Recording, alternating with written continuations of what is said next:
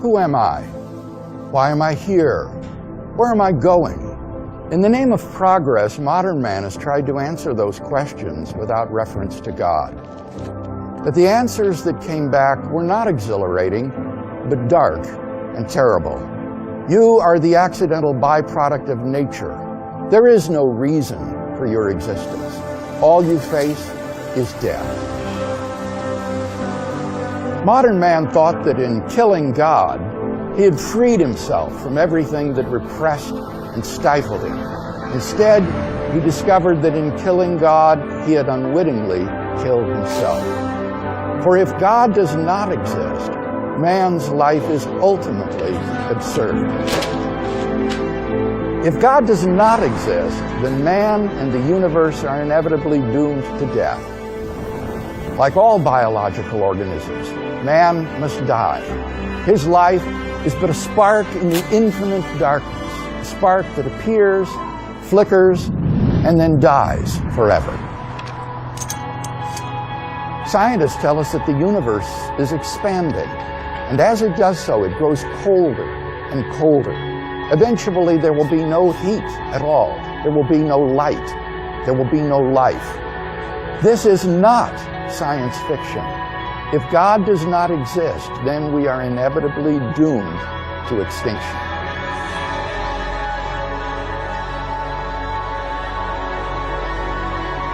Now, what does all this imply? It means that life itself is absurd. It means that the life we do have is ultimately without meaning, value, or purpose.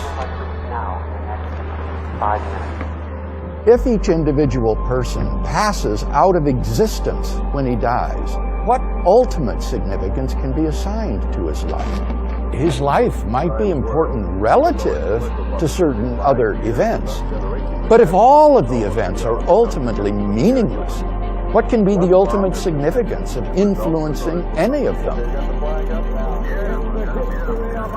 Mankind is thus no more ultimately significant than a swarm of mosquitoes, for their end is all the same. This is the horror of modern man. Because he ends in nothing, he ultimately is nothing. But it gets even more distressing, for if life ends in the grave, it makes no ultimate difference whether you live as Joseph Stalin or as a Mother Teresa. If your destiny is ultimately unrelated to your behavior, then you may as well just live as you please. Moral values are either just expressions of personal taste or else the byproducts of biological evolution and social conditioning. Who's to say whose values are right and whose are wrong?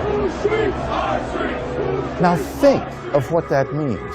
It means that it is impossible to condemn war, oppression, or crime as evil. To kill someone or to love someone is morally equivalent. Our predicament is that it is impossible to live consistently and happily with such a worldview.